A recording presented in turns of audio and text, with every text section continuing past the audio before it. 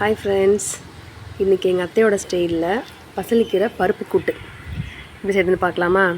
100 gram பாசிப்பருப்பு நல்லா தண்ணியில் அலசிட்டு அது வேகிற அளவுக்கு ஒரு 2 செம்பளவு தண்ணி விட்டு ஒரு 4 பச்சை மிளகாய், எப்போதும் 2 பச்சை மிளகாய் தான் போடுவோம். இந்த பச்சை மிளகாய் சுத்தமாக உரப்பே இருக்காது, அதனால் இன்றைக்கி 4 பச்சை மிளகாய் நல்லா வேக விட்டுணும். லேசாக மஞ்சத்தூள் போட்டு நல்லா பருப்பு வேக விட்டுறணும்.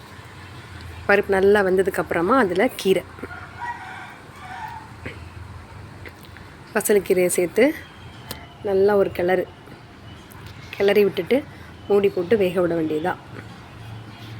அவ்வளோதான், ரொம்ப ஈஸி. நாங்கள் கல்யாணத்துக்கு முன்னாடிலாம் வீட்டில் கீரை செய்வோம், ஆனால் பருப்பு போட்டு இந்த மாதிரி செஞ்சதில்லை.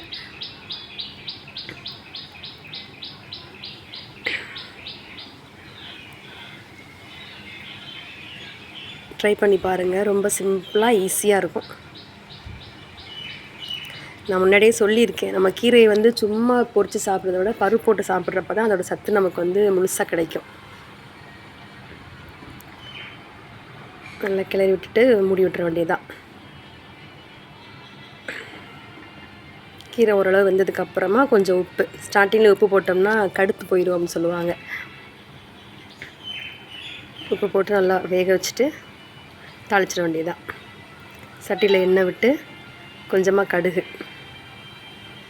கொஞ்சமாக ஒரு 5-6 சின்ன வெங்காயம் வெட்டினது போட்டு நல்லா கிளறிட்டு நம்ம எடுத்து வச்சுருக்க கீரையும் உள்ளே சேர்த்து தாளிச்சு விட்றணும்.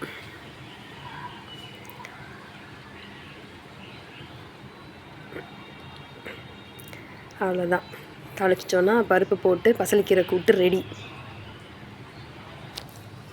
ரொம்ப ஈஸியான ஒரு கீரை கூட்டு, ட்ரை பண்ணி பாருங்கள். ஏன்னா பசலைக்கீரை நமக்கு அது கீரை எடுக்கிறதுக்கும் ஈஸியாக தான் இருக்கும். ரொம்ப நேரம் உட்காந்து நம்ம எடுக்க தேவையில்லை, அப்படியே இலையிலையாக கிள்ளி போட்டுடலாம். ட்ரை பண்ணி பார்த்துட்டு எப்படி இருக்குன்னு சொல்லுங்கள்.